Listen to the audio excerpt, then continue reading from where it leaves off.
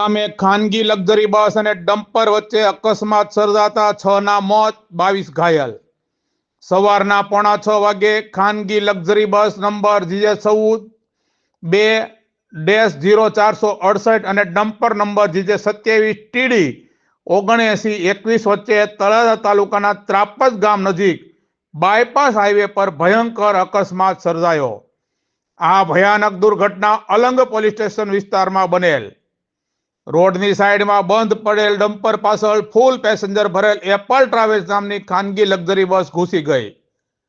Luxury બસના ડ્રાઈવરની બેફિકરાઈથી બંધ ડમ્પર પાછળ લક્ઝરી બસ ઘૂસી જતા બસની એક સાઈડ ઊભી ચીરાઈ ગઈ, જેમાં રાજુલાના માંડળ ગામના 4 વર્ષીય ભાઈ ગોવિંદ ભરતભાઈ કવાડ તેમજ 7 વર્ષીય બહેન તમન્ના ભરતભાઈ કવાડ નામના બંને સગા ભાઈ બહેન સહિતના રાજુલાના મોરંગી ગામના 8 વર્ષીય ખુશીબહેન કલ્પેશભાઈ બારિયા, મહુવાના વાઘનગર ગામના 38 વર્ષીય જયશ્રીબહેન મહેશભાઈ નકુમ, રાજુલા તાલુકાના કોટડી ગામના 45 વર્ષીય ચતુરાબેન મધુભાઈ હળિયા, ગીરગઢડા તાલુકાના રસુલપુરા ગામના 45 વર્ષીય છગનભાઈ કાળાભાઈ બળદાણિયા એમ 6 ના મોત થવા પામ્યા.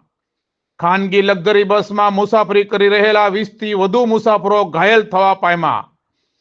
ઘાયલ થયેલાઓને 108 મારફતે સારવાર અર્થે સરકારી દવાખાને ખસેડવામાં આવ્યા. આ અકસ્માતની મળતી માહિતી મુજબ એપલ ટ્રાવેલ્સ નામની ખાનગી બસ સુરતથી રાજુલા તરફ આવી રહી હતી ત્યારે ખાનગી બસ ચાલકની ગંભીર પ્રકારની બેદરકારીથી રોડની સાઈડમાં પડેલ ડમ્પર યાને કે ટ્રકના પાછળના ભાગે લક્ઝરી બસ અથડાતા બસની એક સાઈડ ઊભી ચીરાઈ જવા પામી હતી. ભાવનગરના ત્રાપજ પાસે આજે વહેલી સવારે 5:45 વાગે હાઈવે રોડ ઉપર સાઈડમાં ઉભેલા ડમ્પર સાથે એપલ ટ્રાવેલ્સ નામની મુસાફરો ભરેલી ખાનગી લક્ઝરી બસ અથડાતા અતિ ગોજારો અકસ્માત સર્જાયો હતો. ગમખ્વાર અકસ્માતની આ ઘટના ખાનગી લક્ઝરી બસના ડ્રાઈવર વલ્લભભાઈ સોંડાભાઈ મકવાણાના જણાવ્યા અનુસાર અમારી બસ સુરતથી રાજુલા આવી રહી હતી ત્યારે આખી બસ પેસેન્જરોથી ફૂલ ભરેલી હતી.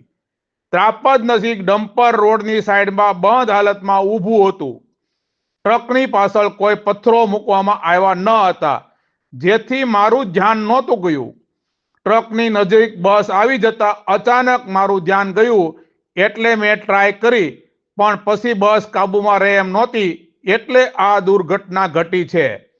ભાવનગર નજીક ત્રાપજ પાસે હાઈવે પર એક ડમ્પરમાં ખામી સર્જાતા ડ્રાઈવરે રોડની સાઈડમાં ટ્રક પાર્કિંગ કર્યું હતું.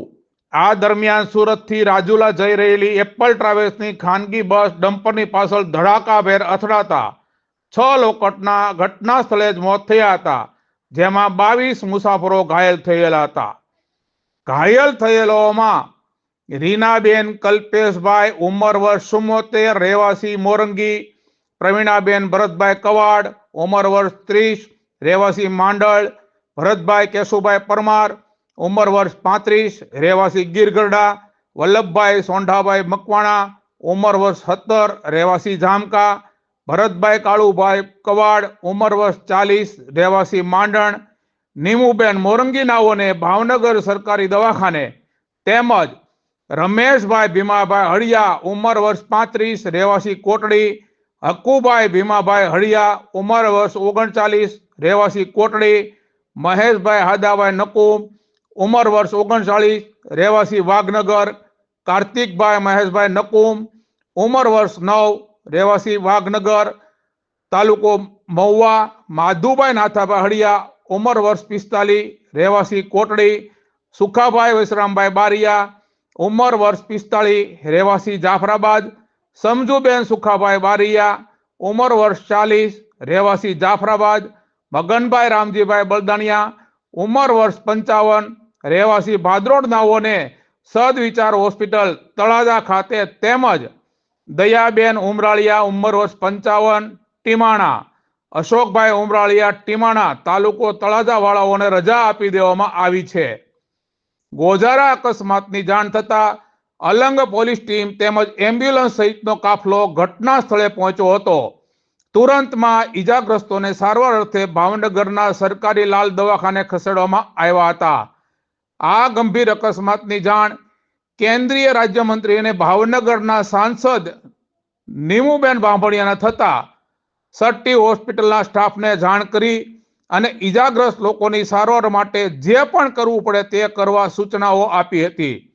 તેમજ કલેક્ટર સાથે સંકલનમાં રહી તંત્રને સજાગ કરી અકસ્માત સ્થળ પર પહોંચવા અને બનતી તમામ મદદ કરવા સૂચના અપાઈ હતી.